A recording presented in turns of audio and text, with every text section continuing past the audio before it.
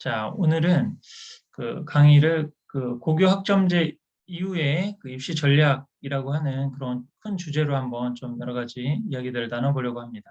그래서 오늘 강의에서는 고교 학점제라고 하는 게 무언가라고 하는 것을 조금 이해를 하는 시간을 갖고, 그걸 바탕으로 많은 우리 사전 질문에도 있지만 이제 앞으로 고등학교를 선택할 때 어떤 고등학교를 선택할 것인가, 아니면 또 학군지를 또 어떤 쪽으로 한번 고려를 해볼 것인가, 이런 부분들에 대한 좀 선택의 기준 같은 걸 좀 같이 생각해 볼 수 있을 것 같고요.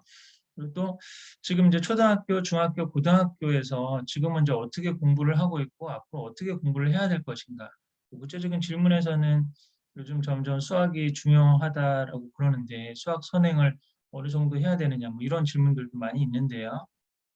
그런 부분들에 대해서 좀 생각도 해보고, 그리고 이제 앞으로 궁극적으로는 사실은 이제 입시로 승부를 볼 수 있는 그런 학생들이 있고, 지금은 또 그렇지 못한 학생들도 상당히 많이 있거든요. 근데 그 여러 가지 좀 오늘 말씀드리는 주제에도 그런 고민들이 담겨 있는 거긴 한데, 그러면 입시로 승부를 볼 수 없는 지금 공부가 애매한 경우에 학생들은 그럼 앞으로의 나의 진로를 어떻게 찾을 것인가, 그리고 또 문제집 푸는 공부로 어떻게 승부를 보거나 성과를 낼 수 있는 학생들은 또 어떻게 공부할 것인가, 그런 부분에 대해서 좀 같이 생각해 보는 시간을 가져보면 좋겠습니다. 그래서 지금부터 이제 약간 구체적인 얘기들이 많이 나오고 그럴 텐데요. 그래서 좀 나한테 필요한 것들을 좀 시사선택해서 잘 좀 정리를 하고 또 적용할 수 있는 방법들을 찾아보면 좋을 것 같습니다. 자, 먼저 고교학점제 그런 개념적인 걸 한번 먼저 생각을 해볼게요. 그리고 지금부터의 어떤 설명은 이미 이제 좀 입시에 대해서 많이 정보가 있는 학생도 있고 그렇지 않은 학생들도 있고 그럴 텐데, 별로 정보가 없는 한 중학교 1학년 정도의 학생이다라고 하는 좀 전제로 제가 그 설명의 수준을 좀 맞춰서 하도록 하겠습니다. 그래서 지금은 그 학 단위제라고 하는, 교과 단위제라고 하는 그런 제도로 지금 고등학교가 진행이 되고 있거든요. 그래서 뭐 근데 이 단위가 180 단위를 들으면 고등학교를 졸업한다라고 하는 건데, 여기서 뭐 어떻게 되든지 간에 그 수업 시간만 채우면 되는 거죠. 그리고 또 단위제에서 또 중요한 게 뭐 국어, 영어, 수학의 단위 비중이 높거든요. 그래서 보통 이제 뭐 3단이다라 그러면 일주일에 3시간 정도 수업이 있고 뭐 그런 거죠. 음악이나 미술 같은 경우는 1단이다 그러면 이제 일주일에 뭐 한 번 듣거나, 아니면은 뭐 국영수 같은 경우는 1학년, 2학년, 3학년 전 학년에 다 있죠. 근데 몇몇 특정 뭐 과목들 같은 경우 이런 세부적인 과목들은 뭐 1, 2학년 때만 배우고 3학년 때는 안 배우고 그런 이제 과목들이 있잖아요. 그게 이제 단위제적인 어떤 모습이라고 할 수 있는데, 근데 하여간 수업만 들어서 단위만 채우면은 이제 졸업이 되는 그런 그 상황인데, 이러다 보니까 학생들이 선택할 수 있는, 이미 교과가 대부분 짜여져 있고 또 선택의 여지가 지금도 있기는 하지만 좀 자기의 어떤 진로라든지 아니면 난 공부 아니고 다른 쪽에도 관심이 있어서 좀 뭔가 해보고 싶다라고 그러면 그런 걸 할 수 있는 여지가 없는 거죠. 근데 이제 이런 그 교육 현장의 문제를 좀 해결하기 위해서 학점이다라고 하는 그 개념을 좀 도입을 해서 그 학점을 이수를 하면 그 고등학교 졸업이 되는 이제 그런 시스템으로 좀 바꿔보겠다라고 하는 거예요. 이런 식으로 좀 설명이 되면 이게 어떻게 되는가 좀 이해가 잘 안 될 수도 있는데, 우선 또 하나 크게 볼 수 있는 게 그 이전에 지금 그 교과 그 단위 교과제에서는 180 단위를 총 244 단위를 뭐 이수를 해야 이제 졸업이 되는데, 이제 고교학점제에서는 192학점을 따면은 이제 졸업이 된다. 이런 식으로 이제 정리가 돼 있죠. 그러면 이게 좀 배우는 양이나 시간이 조금 줄어드는 그런 측면도 있다는 걸 하나 볼 수가 있습니다. 그래서 다음 이 내용을 보면 이제 좀 더 이해가 될 수 있을 것 같은데요. 고등학교에 이제 그 진학을 하게 되면 그 1학년 1학기나 2학년 2학기 때 공통 과목이라고 하는 걸 배우게 돼요. 그래서 국어, 영어, 수학하고 통합사회, 통합과학이라고 하는 공통 과목을 배우고, 1학년 2학기나 2학년 1학기 본격적으로 시작을 해서 그 선택 과목들을 이제 하게 되는데, 그 지금도 진로 선택 과목이라는 게 있어요. 근데 이게 좀 더 세분화돼서 일반 선택 과목, 융합 선택 과목, 진로 선택 과목 이런 식으로 이제 그 세분화된 선택 과목을 그 할 수가 있는 거죠.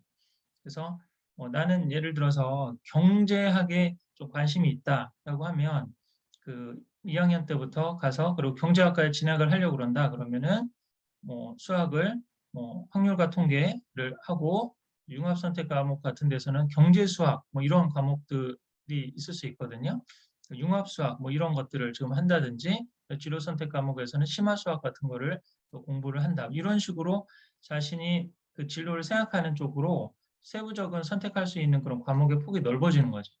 근데 궁극적으로는 좀 이제 이런 입시에 목표를 둔 거라기보다는 다른 또 목적에서는 만약에 나는 대학을 갈 의지가 별로 없거나 아니면 지금 공부하는 뭐 내가 그 뭐 미적분이라든지 뭐 이런 어떤 과목들 나한테 별로 필요가 없을 것 같다라고 이제 생각을 하거나 그러면 그런 학생들은 이제 진로 선택 과목에서 굉장히 세부적인 그런 과목들을 조금 개설을 할 수가 있고 그 과목들을 들으면서 이 고등학교 때 나는 대학을 안 가거나 아니면 뭐 수능 공부를 많이 하고 싶지 않은 학생도 좀 집중해서 자기가 관심 있는 주제나 그런 과목들을 들으면서 그 학점을 이수를 하면 졸업이 된다는 거죠.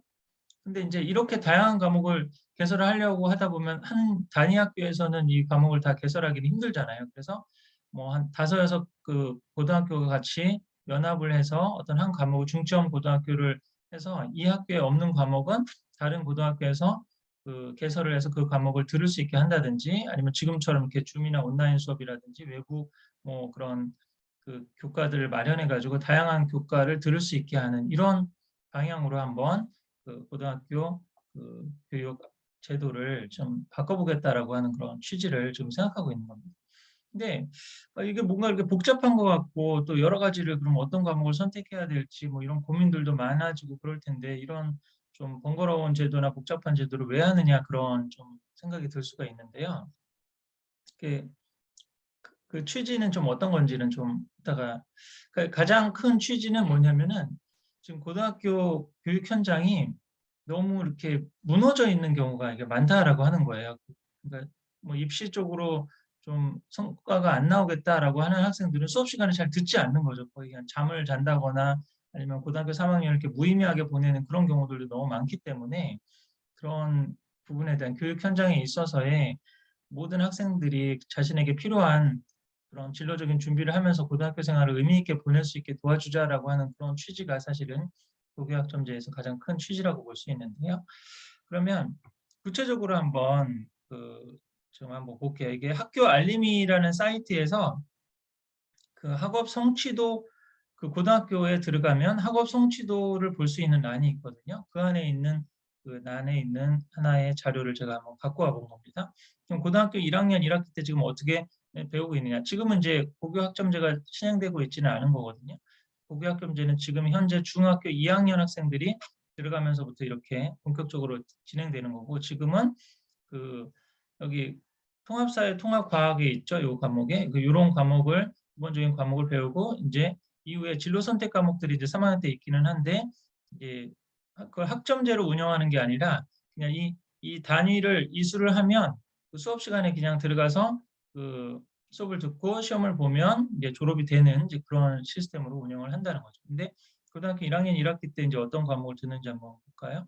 국어, 영어, 수학 이렇게 지금 공부를 하죠. 그리고 한국사 지금 이게 세 단위인 거죠. 3시간 정도 배운다고 하는 거고 통합사회, 통합과학, 그다음에 뭐 체육 2단위, 음악 2단위 뭐 이런 식으로 미술 1단위 이런 식으로 해서 수업을 듣고 있습니다. 근데 여기서 이제 하나 고등학교 선택하고 관련해서도 하나 눈여겨볼 수 있는 부분이 뭐냐면 지금 성적표가 어떻게 나오냐면 평균이 나오고 표준 편차가 나오죠. 그리고 성취도에서 A, B, C, D, E 이렇게 되는데 지금 중학교 성취도 같은 경우는 A는 90점 이상, 뭐 B는 80점 이상 이렇게 절대평가로 해서 이렇게 되는데 이 고등학교 성적 같은 경우는 그런 식으로도 할 수도 있고 학교마다 그 뭐 절대적으로 90점 이상을 A로 주지 않고 그 여러 가지 상황에 따라서 뭐 80점 시험을 이제 너무 뭐 수학 같은 경우는 지금 평균이 50점이잖아요. 근데 50점인데 그러면 이거를 90점 이상을 A를 받게 하면 너무 뭐 적을 수 있으니까 여러 가지 좀 실질적으로는 이게 절대적으로 딱 90점 이상의 A 이거는 아닐 수도 있거든요.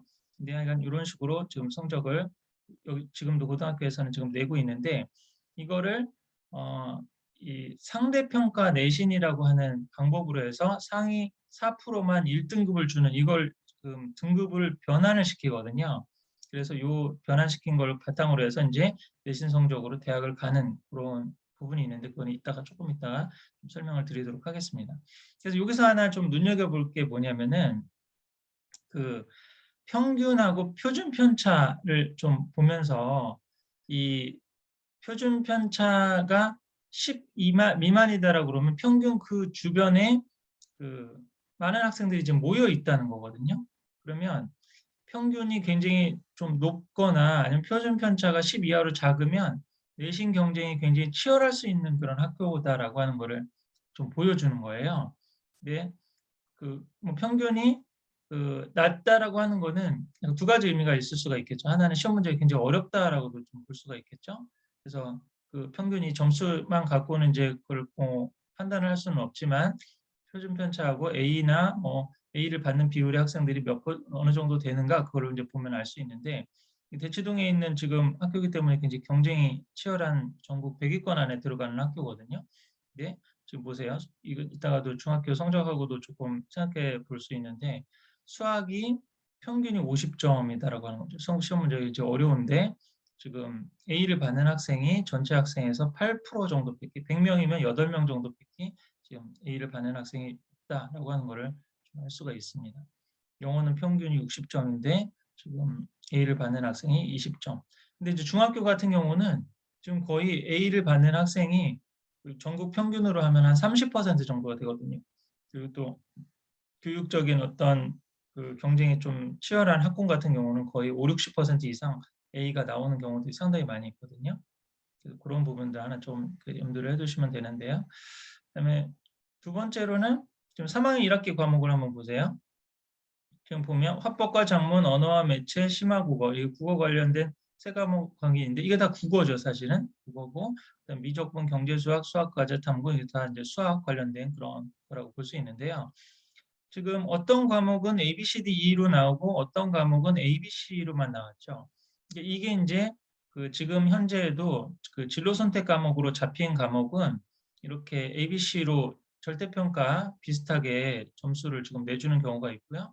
이 성적을 대학교 입시에서 반영하는 학교도 있고 반영하지 않는 학교도 있고 좀 여러 가지 좀 복잡한 부분이 있어요. 근데 우선 이 부분만 우선 하나 이렇게 보면 여기서도 벌써 이런 선택하는 과목들이 지금 생기는 거죠. 좀 경제 수학 같은 경우도 선택하는 학생들이 그렇게 좀 많지는 않은 거예요. 그러니까 미적분은 공통으로 거의 다 대부분 듣고 그다음에 경제 수학을 듣든지 수학과 과제 탐구를 듣든지 이렇게 벌써 지금 현재 시스템에서도 선택해서 자기가 수업을 듣고 그거에 따라서 그 수업 들은 학생들하고만 이렇게 내신을 성적을 내는 이런 식으로 지금 운영하고 있다는 걸 알 수가 있죠.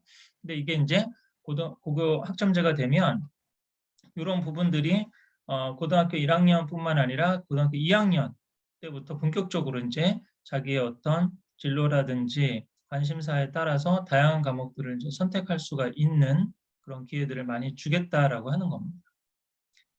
자, 그러면 지금도 이렇게 잠깐 설명을 드렸는데 여러 가지 복잡한 것 같은데 왜 이런 복잡한 걸 하는가 또 우리 학부모님들께도 왜 이렇게 너무 이렇게 입시 제도가 점점 복잡해지지 뭐 이런 식으로 생각할 수 있는데 가장 큰 거는 사실 교육 현장에서 거의 지금 약간 뭐 앞에 한 30명 수업을 듣는다 그러면 10명 정도 공부를 하고 나머지 20명은 거의 엎어지는 분위기가 되는 그런 부분이 굉장히 많이 있다고도 좀 보여지는 거거든요. 그리고 뭐 이게 입시가 아닌 학생들에 대한 어떤 진로 대비라든지 의미 있는 고등학교 생활이라든지 이런 부분이 사실 쉽지가 않기 때문에 어떻게든지 교육 현장을 살리고 뒤처지는 학생 하나도 없이 아이들에게 맞는 그런 진로 제도를 좀 해줄 수 있는 좀 제대로 된 고교 교육을 해보자라고 하는 취지에서 사실은 시작이 된 거라고 볼 수가 있겠는데요. 그래서 이제 자신의 진로에 맞는 수업을 찾으면서 의미 있는 고교 생활을 해라 뭐 이런 거죠.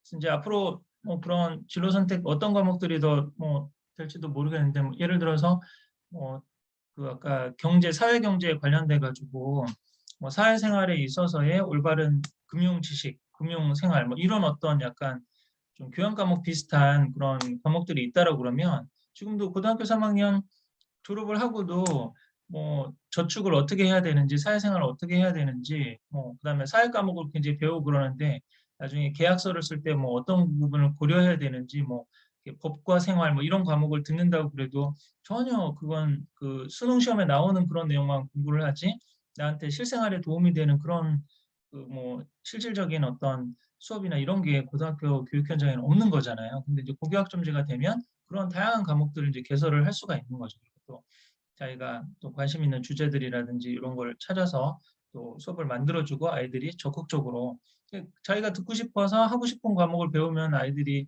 학생들이 뭐 수업 시간에 다 자거나 뭐 이러지는 않겠죠. 문제집 푸는 것도 아니고 그런 과목들 같은 경우 이제 절대평가로 하고 그다음 수행평가 중심으로 이렇게 많이 수업을 평가를 진행을 하고 그러면 시험에 대한 부담도 없고 또 즐겁게 들을 수 있고 자기 수업 시간에 집중할 수 있는 뭐 이런 효과들을 사실은 기대를 하는 거거든요. 근데 이제 원래 취지에 맞게 이렇게 운영을 하려면 어떤 과목을 선택했는지에 대한 불이익이 없어야 되는 거죠. 이게 어떤 의미가 있을까요? 나는 좀 공부를 대학을 가고 싶어서 미적분을 하고 수능 시험에 나오는 과목 중심으로 이렇게 선택을 해서 듣는다. 뭐 그런 학생들한테는 입시에서 유리하고 그렇지 않은 학생 내가 관심 있는 주제에서 좀 몰아서 공통 과목을 최소화하고 이제 그런 거를 들었더니 나한테는 입시에서 불리하다. 이런 식으로 하면 이게 대부분 다 수능에 도움이 되는 과목들만 들으려고 그러고 이렇게 몰릴 수가 있잖아요.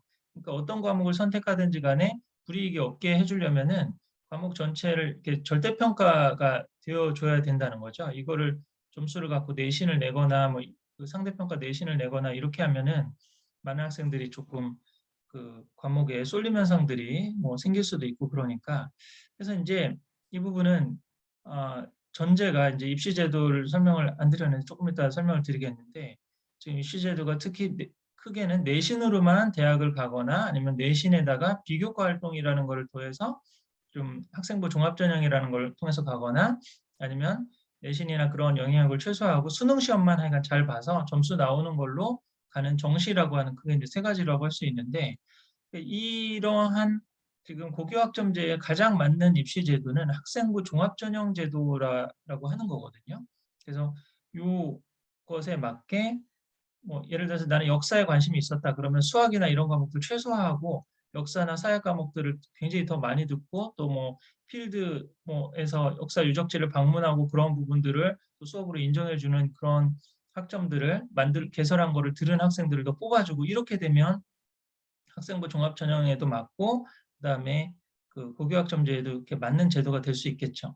근데 지금 문제는 점점 이 학생부 종합 전형이라고 하는 게 좀 공정하지 못하다라고 하는 어떻게 뽑혔는지 좀 불만이다라고 하는 분들이 굉장히 많아요. 학생부 종합 전형으로 원하는 학교를 간 분들은 학생부 종합 전형이 굉장히 좋은 제도다. 아이들한테 그냥 문제집 푸는 공부만 시키지 않고 다양한 공부를 할 수 있게 하는 제도다라고 생각을 하는데 학생부 종합전형을 했는데 떨어진 가정 같은 경우는 이거야말로 불공정하고 우리 애가 왜 떨어졌는지 모르겠다. 점수로 정성평가를 점수로 나온 걸로 그 등수 매겨가지고 애들을 대학을 뽑아준 것도 아니고 나름대로 주관적인 판단으로 뽑았는데 우리 애는 왜 떨어졌냐. 이게 엄청나게 불공평하고 깜깜이 전형이다. 막 이런 그 의견들이 많은 거죠.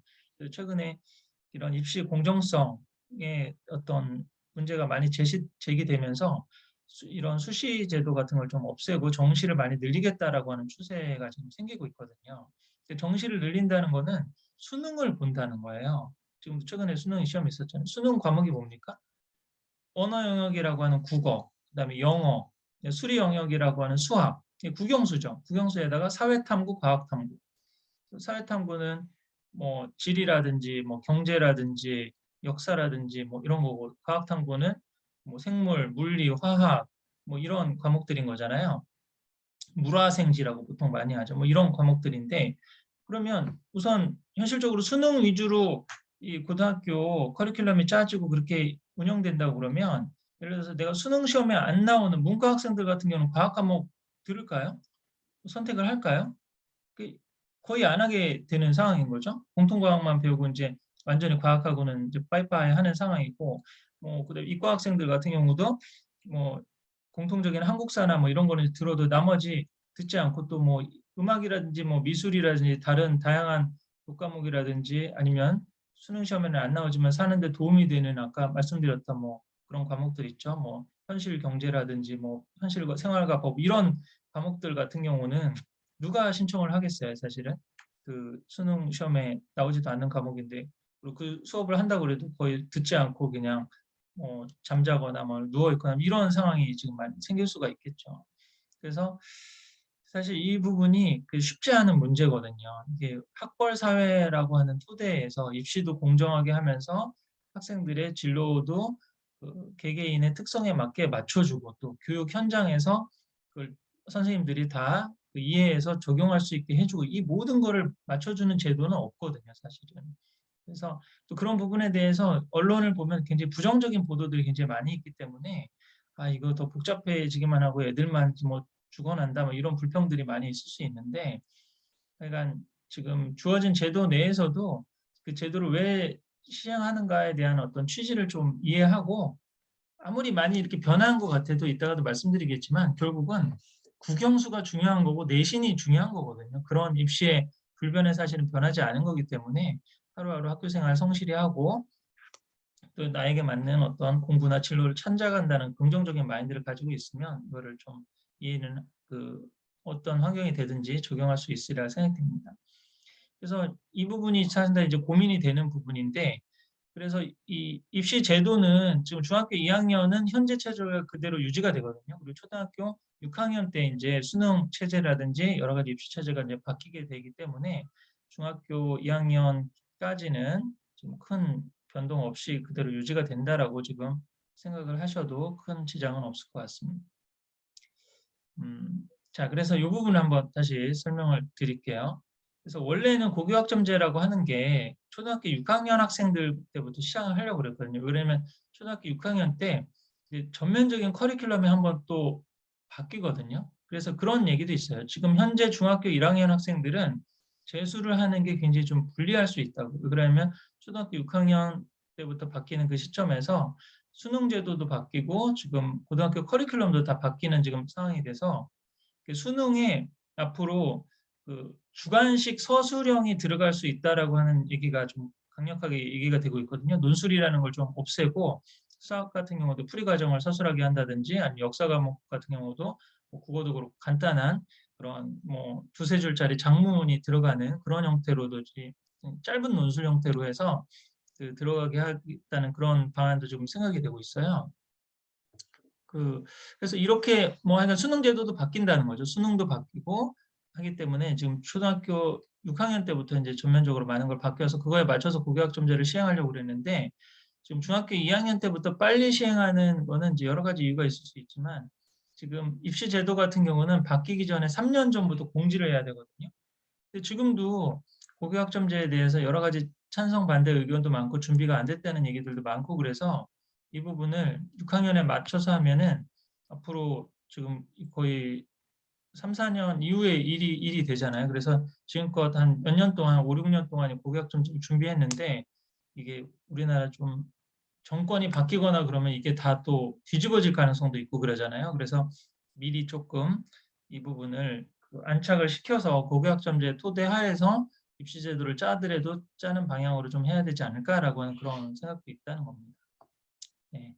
이 부분 굳이 뭐 학생들이 여기까지 알 필요는 없는 상황이기는 한데요. 그래서 하여간 지금 2024년 2월에 이제 바뀌는 수능 제도라든지 아니면 대입 제도 개편안이 지금 생기게 되고 그게 1차적으로 적용되는 건 초등학교 6학년이고 지금 중학교 2학년 때부터는 공통 과목과 일반 선택 과목이 있는데 이 과목을 계속 상대평가 내신으로 적용이 된다는 거예요. 그래서 이 부분이 입시적으로는 좀 중요하거든요. 그러니까 절대평가로 하면은 성취도 뭐 80점 이상이면 A를 주고 B 이상이면은 B를 주고 성취도 C면은 60 미만을 준다. 아까 그 과목 있었죠. 경제 수학 과목은 이런 식으로 지금 하게 되니까 시험에 대한 부담이나 이런 게 굉장히 없을 수 있잖아요. 그 수업 성실히 듣고 수행평가 잘 하고 그러면 웬만해서는 이제 80점 나오는 지금 상황이 되는데 지금 상대평가 내신 9등급을 하면 예를 들어서 전국 100위권에 뭐 특목 자사고 이런 데 있죠. 굉장히 공부 잘하는 학생들이 많은데 거기서는 한 문제만 틀려도 내신이 1등급, 2등급씩 팍팍 떨어질 가능성이 있거든요. 그런 내신으로 이제 대학 입시에서 반영을 해서 한다 그러면 굉장히 그런 내신 경쟁이 치열한 학교에 다니는 학생들은 수시라고 하는 제도로 갈 수 있는 게 굉장히 힘들어지게 되는 거거든요. 근데 이런 식으로 지금 많은 과목들을 이렇게 성취도 평가, 절대 평가로 이렇게 돌려주게 되면은 훨씬 더 학생들이 다양한 선택을 할 수가 있는 그런 장점이 있게 되는 거죠. 근데 지금은 하여간 중학교 2학년은 계속 이 일반 선택 과목 지금 하고 있는 과목들은 그 내신 9등급으로 해서 지금 제도가 입시 제도를 유지를 한다라고 지금 하고 있는 겁니다. 그래서 이렇게만 생각하면 되는데 고교학점제가 되면 사실은 이 부분을 이제 공통 과목은 상대평가 내신을 지금 할 거거든요. 근데 그러니까 일반 선택 과목, 미적분이나 이런 것도 있었잖아요. 그 일반 선택 과목 같은 경우를 그 절대평가로 할지 상대평가로 할지 그 부분이 이제 이런 자세한 내용들은 2024년 2월에 이제 결정돼서 초등학교 6학년 때부터 적용이 되고 현재 중2, 중3은 현재 그대로 지금 고1, 2, 3이 하는 그대로 이 부분에 내신 9등급이 적용돼서 상대평가 내신 9등급이 적용이 돼서 대학을 가는 식으로 운영이 된다. 이렇게 생각을 하시면 되겠습니다. 자, 이해가 되시나요? 이게 좀 점점 어려운 얘기들로 좀 가고 있는데요. 그래서 이 부분에 대한 이해를 하려면 이제 대학교를 어떻게 가느냐에 대한 조금 이해가 필요합니다. 대학을 가는 큰 방법은 좀 틈틈이도 얘기를 했지만 수시하고 정시라고 하는 게 있죠. 이런 용어는 많이 좀 들어봤나요? 크게 수시는 수능을 보기 이전부터 입시를 준비하는 거다라고 생각을 하시면 되고요. 정시는 수능 점수에 따라서 대학을 간다. 그렇게 생각하면 가장 간단하게 이해를 할 수 있는 방법이거든요. 근데 수시 전형에는 뭐가 있느냐? 첫 번째는 교과 전형이라고 하는 게 있어요. 학생부 교과 전형. 그러니까 이게 내신 성적으로 가는 거예요. 내신 성적으로. 이따가도 좀 자세히 보여드릴 텐데요. 그러니까 이게 지방 의대 같은데 이런 게 많거든요. 그래서 지역 우수자 전형이라고 해서 왜 그러냐면 지방에 있는 의대들은 대부분 모든 의대는 지방에 있든지 서울에 있든지 거의 대학 수준으로 말하면 그 연고대 이상 정도 수준이라고 지금 볼 수가 있어요. 탑 상위권의 그런 그 과들이라고 할 수 있죠. 그 대학에 관계없이 하여간 의대는. 근데 대부분 그런 지방에 있는 의대들을 서울 수도권에 있는 학생들이 내려와서 의사 면허를 따고 다시 서울 수도권으로 돌아가서 지방에는 의사 선생님들이 지금 모자라는 이런 현상들이 생긴다는 거예요. 그래서 이거를 막기 위해서 예를 들어서 부산 경남에 있는 그런 의과대학은 부산 경남 쪽에서 고등학교를 다닌 학생들, 그 학생들의 내신 성적을 위주로 해서 뽑아주겠다는 거죠. 그러니까 그런 지방에 있는 뭐 그런 학교에서 고등학교 전교 1, 2등 하는 이과 학생들은 이 학생부 교과 전형, 지역 인재 전형으로 해서 의대를 갈 수 있는 길이 훨씬 더 넓은 길이 되는 거죠. 근데 그러면 이제 내신만 하면 되냐? 그럼 내신 받기 쉬운 학교에서 1등급 받고 최상위 내신만 받으면 원하는 학교 갈 수 있는 거냐? 이제 그거는 아닌 게 이런 좀 최상위 학과들 같은 경우는 여기에다가 수능 최저라고 하는 게 있어요. 그래서 이 내신을 기본으로 해서 1차로 뽑아주고 수능 시험을 보고 난 다음에 최소한 언어 영역 1등급, 수리 영역 1등급, 과학 탐구에서 2등급 내외를 맞춰서 합의 4등급을 맞춰줘야지 최종 합격이 된다. 이렇게 하는 거죠. 이게 이제 지금 이 개념이 굉장히 중요하거든요. 앞으로의 어떤 모든 입시는 바뀌는 것 같지만 크게 안 바뀌는 거예요. 내신이 중요하고 또 수능이 중요해요. 그 의미 있는 대학을 가려면 내신만으로 갈 수 있는 학교가 그렇게 많지는 않다고 좀 볼 수가 있거든요. 그래서 대부분은 내신에다가 그 수능의 어떤 최저 등급을 맞춰줘야지 대학을 갈 수 있다라고 좀 볼 수 있어요. 그럼 왜 자꾸 수능을 이제 강조를 하느냐? 수능이라고 하는 거는 예를 들어서 굉장히 교육특구 대치동에 있는 그런 고등학교에서 국영수 시험 난이도는 수능이나 수능 이상 수준으로 굉장히 어렵거든요. 근데 지방에 있는 시골에 있는 고등학교는 그 내신 수학 문제 수준이 정석 기본 예제 정도 수준인 학교도 있어요. 굉장히 이게 똑같은 전교 1등이라고 그래도 대치동에 있는 학생의 전교 1등과 시골에 있는 고등학교 전교 1등의 차이가 굉장히 많이 날 수 있잖아요. 근데 그런 지금 수준에서 그 교과 전형으로 해서만 뽑았는데 의대에 와 가지고 공부를 하는데 수업을 못 따라갈 가능성도 있죠. 지금 너무 지금 어느 정도 이게 수능이라고 하는 게 그거잖아요. 대학 수학 능력 시험이잖아요. 공대에 와서 최소한 공업 수학이나 뭐 그런 걸 할 수 있는 능력이 돼야 수업을 듣고 따라갈 수 있는데 이게 그런 준비가 안 돼 있으면 수업을 들을 수가 없는 거잖아요. 문과에서도 뭐 원서를 읽고 그걸 해야 되는데 지금 영어 실력이 원서를 읽을 수 있는 실력이 안 된다. 그러면 수학 능력이 안 되는데 이게 수업을 대학교에서는 나갈 수가 없는 지금 상황이잖아요. 그렇기 때문에 사실 수능이라고 하는 이 진짜 어떻게 보면 표준화된 시험. 그래서 최소한 어느 정도 점수는 맞아야지 우리 학교에 와서 공부를 하는데 지장이 없다라고 하는 이제 그런 기준으로 수능 최저라고 하는 걸 이제 자꾸 놓게 되는 거죠. 그래서 그게 이제 약간 내신을 중심으로 가는 게 지금 학생부 교과 전형이라고 하는 거고요. 내신에다가 비교과 영역을 넣어서 이제 하는 게 이제 그 학생부 종합 전형이라고 하는 거예요. 비교과가 뭔지는 제가 좀 이따 설명을 드릴게요. 그리고 이제 논술 전형이라고 하는 게 있는데 이 논술 전형이나 특기자 전형은 이제 점점 줄이려고 그러는데 이 제도들을 대학들이 운영하는 가장 큰 이유는 예를 들어서 특목 자사고 같은 거 있죠. 뭐 빈사고라든지 외대부고라든지 뭐 대원외고라든지 이런 학교들은 대부분이 영수 선행이 된 학생들이 많이 들어가기 때문에 수능으로 보면 1, 2등급 비율이 상당히 높아요. 근데 아까도 말씀드렸듯이 내신 공부 잘하는 애들이 너무 많다 보니까 다른 수능으로는 영어가 90점 이상 1등급이 나오는데 그 안에서 뭐 명문 외고 같은 경쟁이 치열한 외고에서는 내신 시험을 보면은 거의 한 문제 틀리면은 뭐 한두 문제 틀리면 이상 등급으로 뭐 밀리고 그러는 학생들도 있겠죠. 그러니까 수능에서는 한 1, 2등급이 나오는데 내신은 뭐 5, 6등급 받는 학생들이 생기는 거예요. 이런 학생들을 좀 뽑아주기 위해서 내신은 보지 않고 논술로만 보고 논술로만 해서 학생들을 1차로 뽑고 그 다음에 수능 최저 등급을 맞춰가지고 이렇게 선발하겠다라고 하는 이제 학교들이 있는 거예요. 근데 이런 것들을 뭐 유지하면서 사실 논술을 고등학교 과정에서 가르치지 않거든요. 그래서 굉장히 또 다른 사교육을 많이 만들고 그런다는 비판들이 많아서 이런 전형을 이제 줄이겠다라고 지금 얘기를 하고 점점 이제 앞으로 이거는 없어질 좀 전형입니다. 그래서 결국은 내신으로만 가거나 내신 플러스 비교과 영역이라고 하는 걸로 해서 학생부 종합 전형 그리고 수능 점수로만 가는 정시 이렇게 크게 이제 앞으로 세 가지가 될 거다라고 이해를 하시면 되겠어요.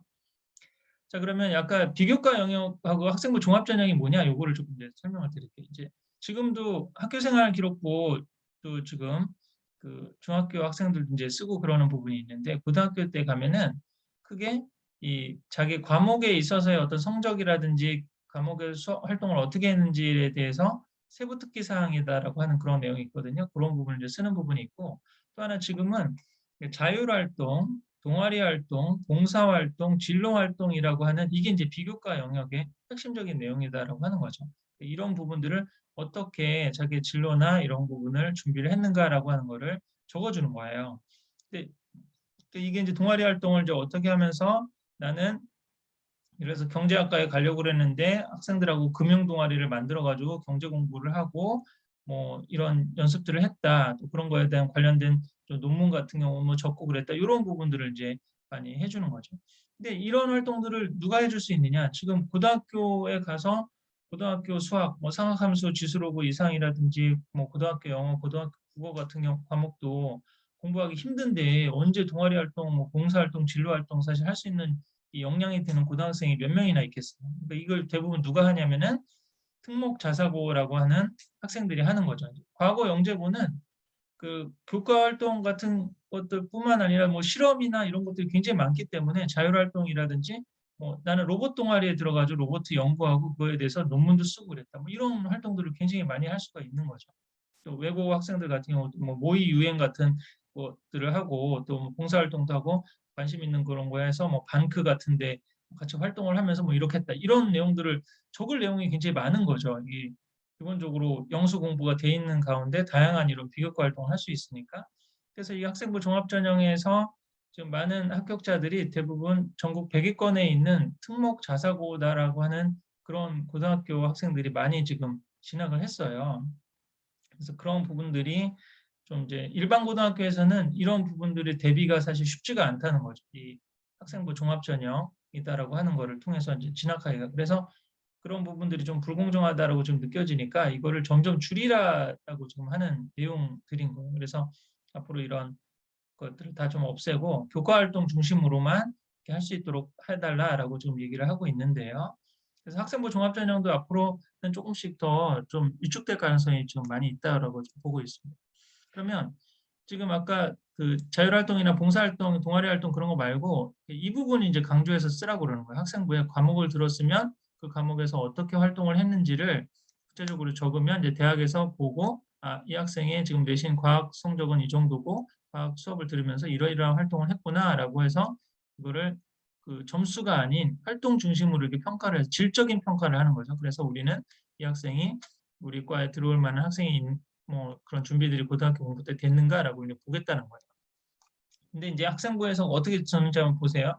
과학 과목을 들었는데 이건 좀 과학 선생님이 이렇게 적어준 거예요. 이 학생에 대해서.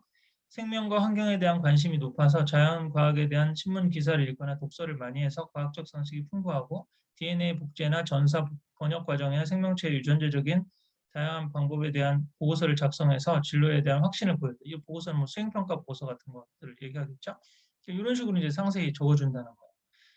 근데 이 부분도 이제 마찬가지라는 거죠. 이게 이 정도 활동을 하고 또 수업 시간에 자기의 진로랑 연계를 시키고 이렇게 하는 학생들은 거의 다 대부분이 고등학교 영어 수학에 대해서는 어느 정도 선행이 돼 있고 이런 다양한 활동을 할 수 있는 학생들이기 때문에 지금 아까도 말씀드린 학생부 종합전형은 특목고나 전국 단위 자사고, 전사고다라고 하죠.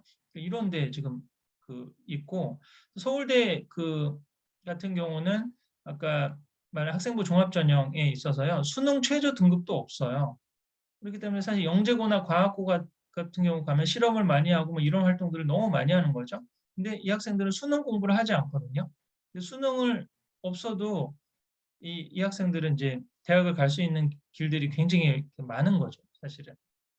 그래서 학생부 종합전형은 지금 현재 체제에 있어 상위권 학생들 같은 경우는 특목고나 아니면 전국 단위 자사고, 전국 100위권에 있는 어떤 일반 고등학교들 그런 학교들이 좀 유리한 그런 전형이다라고 볼 수가 있는데 앞으로 이 전형을 조금씩 이제 줄여가겠다고 이렇게 보시면 됩니다. 그러면 이제 다시 한번 좀 정리할게요. 이 부분도 좀 어렵지 않나요, 지금? 크게 이 부분도 한번 볼까요? 크게 대학을 가는 방법이 뭐가 있다고 그랬죠, 지금? 그 수능을 보기 전에 그 내신 중심으로 하는 그런 학생부 교과 전형 그리고 내신에다가 조금 아까 말했던 그런 비교과 활동이라든지 과목을 들으면서도 계속 자신의 어떤 그런 진로 적성들과 연계시켜 가지고 했던 활동들 수행평가 같은 것도 열심히 했다라고 하는 그런 질적인 부분들이 같이 평가가 되는 학생부 종합전형 그다음에 수능 점수로만 가는 그 정시 이렇게 지금 있다라고 볼 수가 있는데요. 그러면 이걸 생각하면 이제 내신으로만 보는 학생부 교과 전형은 내신이 중요한데 학생부 종합 전형은 내신이 좋지 않아도 그러니까 뭐 그런 불만이 많은 거죠. 잘 모르는 이 제도를 잘 모르시는 분들은 그 특목고 같은 데서 내신 7, 8등급인데 비교과 활동 잘해가지고 학생부 종합 전형으로 그 주요한 명문대학교 가는 경우들이 많지 않느냐 그렇게도 생각할 수가 있는데 현실적으로 보면 이 학생부 종합전형도 내신이 받쳐주지 않으면 이 학생부 종합전형을 쓸 수가 없어요. 이 표가 그런 걸 좀 보여주는 거죠. 2012년, 20년도에 강남구에 소재한 일반계 고등학교들이 그 등급, 내신 등급이거든요. 그러니까 내신 등급에 따라서 어떤 전형을 썼냐 이걸 좀 보니까 1, 2등급 학생들이 주로 이 빨간 게 학생부 종합전형이거든요. 학생부 종합전형을 쓴 거예요. 그 내신이 좋지 않은데 그냥 비교과 활동만 열심히 해서 뭐 아빠 찬스 이용하거나 뭐 외부 활동 열심히 해서 대학을 들어간다 이게 말도 안 되는 지금 얘기들인데 언론에서는 이런 부분들이 굉장히 좀 과장돼서 이렇게 전달되는 경우가 상당히 많아요. 기본적으로 해서 내신이 받쳐줘야 학생부 종합전형도 쓸 수 있는 거고 학생부 교과전형도 쓸 수 있는 거다라고 사실 볼 수가 있는 거죠. 내신이 안 좋은 학생들이 선택지는 논술밖에 없는 거예요. 아까 내신이 거의 5등급, 뭐 4, 5등급 이하로 내려간다 그러면 내신을 안 보고 논술 플러스 수능 최저 등급으로 하는 그런 거다라고 볼 수가 있죠. 그래서도 좀 틈틈이 계속 얘기가 나오지만 중학교 생활도 그렇고 고등학교 생활도 그렇고 내신은 어떻게 해야지 잘 나옵니까? 성실해야 되는 거죠. 이게 좀 수업 시간 잘 듣고 수행평가 잘하고 그다음에 시험 중간고사 기말고사 대비 잘하고 이게 내신인 거거든요. 그 내신은 성실함의 표상이다라고 사실 할 수가 있는 거죠. 그래서 학교생활 충실히 하고 그, 그 안에서 할 수 있는 부분 최선을 다하는 거 이게 이제 기본이고 이게 안 돼 있는데 나는 그 내신 포기하고 고등학교 때 그런 학생들이 많단 말이에요. 지금 고등학교 그 중간고사 딱 보고 나면 1, 2, 3, 3등급 아니면 4, 5등급은 이제 뭐 학생부를 종합전형이라든지 아니면 내신 전형으로 대학을 가는 게 너무 길이 멀어지는 거잖아요. 그러니까 나는 그냥 수업 시간 안 듣고 나는 수능 대비만 할 거야. 학원에서 수능 대비 수업 듣고 뭐 수업 시간에는 그냥 자고 뭐 이런 경우들이 굉장히 그렇게 파행이 일어난다는 거죠. 이게 수능을 너무 많이 강조하고 정시가 늘어나면 학교 일반 교육 현장이 그렇게 지금 거의 잠자고 학원에서 공부하고 학교가 입시학원화되고 뭐 그럴 가능성들이 상당히 많은 위험성이 있다라고 좀 염려가 되는 부분이기도 한 겁니다. 정시가 늘어났을 때. 자, 그래서 지금 우선 그 내신이 중요하다. 이걸 다시 한번 좀 강조를 드려야 될 것 같고요. 그다음에 고등학교 그럼 내신은 그럼 어떻게 되느냐? 중학교는 아까도 말씀드렸듯이 90점만 맞으면 A, 뭐 80점 이상이면 B 이런 식으로 해서 이제 그 절대평가로 내는데 고등학교는 그게 아니다라는 거죠. 이 300명 예를 들어서 100명이 수업을 듣는다 그러면 전교생이 뭐 400명이에요. 그러면 그 내신 1등급 뭐 국어 과목 1등급, 영어 과목 1등급 해서 1등급을 받는 학생은 상위 4%라는 거예요. 상위 4%. 그러니까 400명인 경우에는 16명만 1등급을 받을 수 있는 거죠. 그 다음에 2등급을 받는 학생은 상위 11%까지 그러니까 이거 비율은 지금 4% 빼니까 7% 합치면 이제 11%죠. 11%까지가 2등급을 받을 수 있는 거고 44명. 3등급은 상위 23%까지가 받을 수 있는데 92명. 그러면 사실은 이제 내신으로 좀 아까도 말씀드렸죠. 내신으로 수시로 해서 교과 전형을 쓴다든지 아니면 학생부 종합 전형으로 해서 대학을 가는 길을 하려면 거의 1, 2등급 좀 냉정하게 말하면 2.5등급 정도는 나와야 되거든요. 상위 한 15% 정도는 들어야 그 학교에서 수시로 원서를 써서 대학을 가는데 도움을 받을 수 있다 그렇게 볼 수 있는데 그러면 400명 중에 거의 최소한 한 5, 60등 안에 드는 60등 안에 드는 그런 성적이 지금 나와야 되는 거죠. 근데 이게 이제 아까도 두 가지 변수가 있을 수 있죠. 아까 그런 전국 100위권 뭐 특목 자사고 뭐 대연외고나 뭐 외대부고 이런 데는 뭐 학생이 한 300명 정도 있으면 그 300명이 어떤 학생이겠어요? 그 외대부고 같은 경우는 전국에 있는 중학교 전교 1등 애들이 다 가는 학교란 말이죠. 그러면 그 안에서 그 4%를 받아서 뭐 상위 지금 100명 중에 4명 안에 든다는 게 얼마나 어렵겠어요. 이게 한두 문제만 틀려도 이렇게 떨어지기 때문에 지금 다른 고등학교에 가면 거의 뭐 최상위권을 할 학생들이 그런 외대부고나 이런 경쟁이 치열한 그런 학교에 가면 내신이 어떻게 나오겠어요? 뭐 7, 8, 9등급 나올 수도 있겠죠. 사실 그 안에서도. 이게 지금 거의 5등급 이하가 반 이상이 지금 되는 거잖아요. 그러면 이 학생들은 대학을 어떻게 할까요? 지금 학생부 교과 전형으로는 갈 수가 없죠. 그러니까 이런 아무리 그 내신이 치열한 특목자사고를 나오든 아니면은 내신이 굉장히 수월한 지방에 있는 시골에 있는 고등학교를 나오든 내신은 이게 똑같이 사실은 요거를 요 내신 성적으로 하고 교과 전형이면 그것만 이제 보는 거거든요. 그러면 내신이 불리한 학생들은 사실은 대학을 가기가 너무 힘드니까 아까 말씀드렸던 이 학생들이 논술 전형 같은 걸로 이제 빠지게 되는 거죠. 아니면은 그냥 재수를 해서 수능을 제대로 더 봐서 수능 점수를 높여서 대학을 간다. 이렇게 지금 생각할 수 있는 거죠. 이게 고등학교 상대평가 내신이고 이게 수능 내신도 수능 등급도 이렇게 내고요. 그다음에 내신 등급도 이제 이렇게 내는 거예요.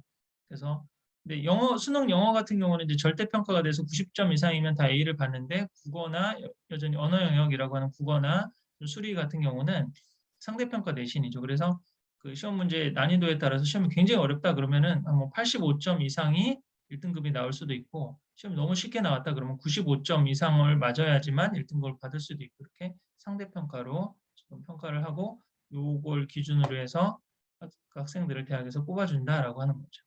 이 개념도 이해가 되시나요, 지금? 이런 건데요. 자, 그래서 한 가지 우선 첫 번째 그런 고민. 그럼 고교학점제가 어떻게 되는 거고 지금의 그런 대학 입시 체제가 어떻게 되는지에 대한 감은 조금 잡히시죠? 그러면 이런 상황에서 그러면 내가 고등학교를 진학한다고 그랬을 때 우리 지금 중학교 2학년이나 3학년 학생들 같은 경우는 어떻게 판단을 해야 될까? 앞으로 장기적으로는 지금 내신 중심으로 한 교과 전형, 그다음에 내신 플러스 아까 비교과 영역이 있는 학생부 종합 전형이 있는다고 그랬는데 그 비중이 조금씩 줄어들 가능성이 있다라고 그랬죠. 왜 그러냐면 점점 수능 중심의 정시를 좀 늘리려고 정시 비중을 한 50%까지 늘리겠다 막 이런 얘기들이 이제 많이 나오기 때문에 뭐 결국은 사실 지금도 그렇고 앞으로도 그렇고 내신 플러스 수능이다라고 하는 거예요. 내신을 기본적으로 잘 받는 데가 좋은 거죠. 그러니까 그래서 요즘에 이제 외고 경쟁률이 조금 많이 계속 좀 떨어진다라고 좀 그런 얘기를 하거든요. 이제 영재고나 과학고 같은 경우는 그런 내신이 조금 안 나오거나 그래도 그 안에서 이제 학생부 교과 전형이나 이런 걸로 갈 수 있는 학교들이 많이 있죠. 아까 그런 카이스트, 뭐 포항공대 이런 데 같은 경우도 대부분 학생부 종합 전형으로 이제 많이 뽑아주고 실험이나 이런 거 많이 하는 학생들 이제 많이 뽑아주고 그러기 때문에 그런 길들이 있는데 문과 쪽은 그런 부분들이 그렇게 많지가 않은 거예요. 학생부 그 종합 전형이 줄어들었을 때 내신은 불리하고 수능이 잘 나온다는 보장이 없으면 지금 오히려 외고나 국제고 같은 데 가서 하위 30% 40% 안에 들면은 정말 대학 가기가 애매해지는 그런 상황이 될 수도 있기 때문에 지금 크게는 이제 내신과 수능, 기본 수능이다 그렇게 생각하시면 되겠고요. 그래서 아까도 말씀드린 특목고가 뭐가 있습니까? 과학고 하고 이제 외고, 국제고 이게 특목고라고 그러죠. 그다음에 자유형 사립고, 자사고나 전국의 100위권의 일반고라고 하는 게 있어요. 이 부분은 더 좀 자세히 알고 싶은 학생들은 선생님이 쓴 입시 지도나 아니면 선생님 블로그에 있는 포스팅 같은 걸 봐도 되고요.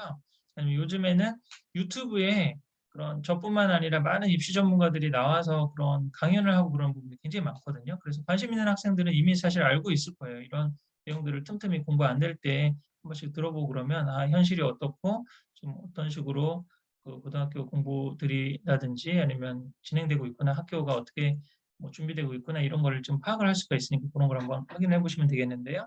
그래서 이런 전국 100위권의 일반고, 특히 뭐 그 강남권에 대치동에 있는 학교들은 일반고인데도 뭐 숙명여고나 단대부고 같은 경우는 거의 뭐 특목고나 자사고보다 내신 경쟁이 굉장히 치열하고 단대부고 같은 경우는 재수로 이어지는 비중이 거의 50%, 단대부고나 숙명여고 같은 경우는 50%에 가깝고 그러거든요. 그러니까 그 재학생의 반 이상이 재수 삼수로 갈 각오를 하고 사실은 내신 준비를 해야 된다. 그렇게도 좀 볼 수 있는 학교들이라는 거죠. 이런 학교들은. 근데 이제 근데 내신을 그러면 선생님 내신 받기 쉬운 그런 뭐 학교 가면 되겠네요. 뭐라고 생각할 수 있는데 그럼 이게 또 뭐가 문제입니까? 내신을 받기는 쉬워요. 그 학교 수학 문제가 뭐 정석의 기본 예제 정도로밖에 안 내. 그래서 한 조금만 수업 시간 열심히 듣고 뭐 문제만 조금만 풀어보면은 금방 그 A 받고 1등급 받을 수 있다라고 해서 좋을 수는 있는데 문제가 그러면 이제 그 학교 분위기가 공부를 하는 분위기겠냐는 거예요. 대학을 목표로 해서 막 이렇게 공부를 하고 그런 분위기가 아니라 어차피 우리 대학 안 가거나 아니면은 뭐 대학을 요즘은 수능 점수 없어도 대학을 갑니다. 이따가도 대학 얘기를 하겠지만 워낙 지금 학생 수는 적고 대학은 지금 많기 때문에 그 수능 점수 없고 그냥 고등학교 3학년 때 뭐 그 그냥 선택을 할 수가 있어요. 이건 이따가 좀 자세히 말씀을 드릴게요. 그 아무리 공부를 못해도 자기가 4년제 대학을 갈 수 있는 지금 상황이 지금 현실적으로 지금 생기고 있어요. 그래서 그러니까 면학 분위기가 뭐 공부 열심히 안 해도 난 대학은 가는데 원서만 쓰면 갈 수 있는데라고 하는 그런 분위기도 생길 수 있죠. 그러고 이제 문제를 너무 쉽게 내고 학생들이 잘 못 따라오니까 수업 내용도 이렇게 쉽게 내다 보니까 그러니까 수능 최저 등급을 맞추지 못하는 경우들이 상당히 많이 있어요. 그래서 가장 대표적인 게 이런 게 있거든요. 서울대 지역 균형 선발이라고 하는 게 있어요. 그래서 너무 뭐 대치동이나 이런 강남에 사교육 많이 받은 학생들만 서울대 자꾸 들어오는 비중이 늘어나고 그러니까 서울대에서 각 전국에 있는 고등학교에 이론적으로는 그 문과 1등, 이과 1등 두 학생들한테는 서울대에 들어올 수 있는 그런 나름대로의 그 TO라고 그러죠. 그 TO를 주는 거예요. 그래서 그 내신 전교 1등이면은 다 내신이 1등급이고 공부 제일 잘하는 학생이잖아요. 들어오는데 근데 아까도 말씀드렸듯이 그 좀 외곽에 있는 학교에서 전교 1등을 했는데 아까 뭐 미적분이 안 된다든지 영어 원서를 못 읽는다든지 뭐 이럴 수가 있잖아요. 그러니까 서울대는 수능 최저 등급을 넣거든요. 그래서 최소한 뭐 몇 과목 이상의 몇 등급 이상을 받으라라고 하는 그런 최저 등급이 있는데 그 등급을 맞추지 못해서 떨어지는 학생들이 전체 지역 우수자 전형에서의 한 30%가 돼요. 30%. 그만큼 사실은 이게 이론적으로는 좀 내신 받기 쉬운 데 가서 내신 쉽게 받아서 이렇게 공부를 할 수 있는데 그 3년 동안 좀 면학 분위기나 아니면 수능 대비 능력이 그 스스로 이걸 좀 알아서 해야 되는 거죠. 동영상 강의 듣고 뭐 준비를 해야 되는데 좀 고등학교 학생이 좀 분명한 자신의 소신과 멘탈을 갖고 이걸 지켜내면서 수능 대비 능력을 하기는 좀 쉽지가 않은 지금 상황이 있는 거죠. 그럼 이제 어떻게 하라는 얘기냐? 너무 내신 경쟁이 치열한 데는 내신이 쉽지 않으니까 나중에 대학 가는데 어려움이 있을 것 같고 내신 받기 쉬운 데는 또 수능 대비 능력이 떨어지고 면학 분위기도 염려가 될 수 있으니까 그래서 제가 이제 가장 현실적인 대안으로 말씀드리는 게 이거거든요. 가장 안정적인 대안은 전국 200위권의 일반고에 가는 게 괜찮다라고 하는 거예요. 이 학교에 가면 최상위 학생들도 있지만은 약간 중학교 때 공부를 안 했는데 고등학교 3년 열심히 하면은 대학을 좀 원하는 데 갈 수 있을까요? 라고 하는 목표가 있다면 이런 학교를 가야 되는 거거든요. 그럼 이 학교에 가면 중학교 때 좀 공부를 안 해서 처음 그 내신을 한 뭐 5, 6등급에서 시작을 했더라도 열심히 하면 3, 4등급까지는 올릴 수 있어요. 근데 전국 100위권 학교는 고등학교 1학년 가는데 중간고사, 기말고사를 봤는데 내신이 5등급이다. 그러면 고3 때까지 5등급인 거예요. 이건 바뀌지가 않아요. 늘 열심히 하는 지금 상황이기 때문에 상대평가 내신을 올릴 수 있는 여지가 없거든요. 근데 이런 학교들은 충분히 한번 올릴 수도 있다라고 하는 거죠. 그럼 전국 200위권 일반고인지 그걸 어떻게 아느냐라고 하는 그 기준은 가이드라인이거든요. 그 매년도 이게 정확히 그 한 100위권 학교들까지만 통계가 나오고 이제 그 이외의 학교들은 이제 안 나오는 경우들이 많아서 제 블로그 포스팅을 보시거나 아니면 다른 자료들을 좀 참조를 하시거나 그렇게 해야 되는데 최대한 제가 매년 이 자료들을 각 대학에서 좀 상위에 있는 학교들은 서울대를 몇 명을 가는 가 그걸 업데이트한 정보를 올리고 있거든요. 그걸 기준으로 했을 때 아니면은 그런 지역 신문이라든지 아니면 뭐 인터넷 검색을 해보면 내가 관심 있는 고등학교가 입시 실적이 어떻게 나왔는지를 파악할 수가 있어요. 근데 내가 서울대를 3, 4명 정도 가고 의대를 뭐 이게 다 재수생 포함이다라고 볼 수 있습니다. 의대를 한 3, 4명 정도 가고 그다음에 졸업생 가운데 재수생 비율이 있거든요. 그 재수생 비율이 한 30% 정도 전후가 되는 그런 학교라고 볼 수가 있어요. 그리고 또 이게 민감한 좀 문제이긴 한데 그 전문대 진학 비율이 15% 미만인 게 좋다라고 보는 거죠. 이건 이제 전문대를 가는 게 문제가 있거나 뭐 그렇다는 게 아니라 아무래도 4년제 대학보다는 그 전문대를 많이 간다는 거는 면학 분위기라든지 아니면 공부에 대한 긴장감이 떨어진다라고 볼 수가 있잖아요. 이제 그걸로 이제 하나 판단을 해볼 수가 있습니다. 근데 4년제 대학을 몇 프로 갔냐 이걸로는 그 학교의 상황을 지금 파악할 수가 없어요. 아까도 말씀드렸듯이 4년제 대학은 지금 뭐 그 본인이 가겠다는 마음하고 학비만 있으면 누구나 갈 수 있는 지금 상황인 거거든요. 그래서 이제 대학 진학의 의미도 이따가 좀 자세히 설명을 해드리도록 하겠습니다. 자, 최대한 제가 쉽게 설명을 한다고 지금 설명을 해보고 있는데 잘 이해가 되시나요? 우리 채팅창에나 쉬는 시간에 지금 어느 정도 이해가 되는지 좀 피드백을 좀 주시면 좋겠고요. 지금 시간이 11시 5분인데 제가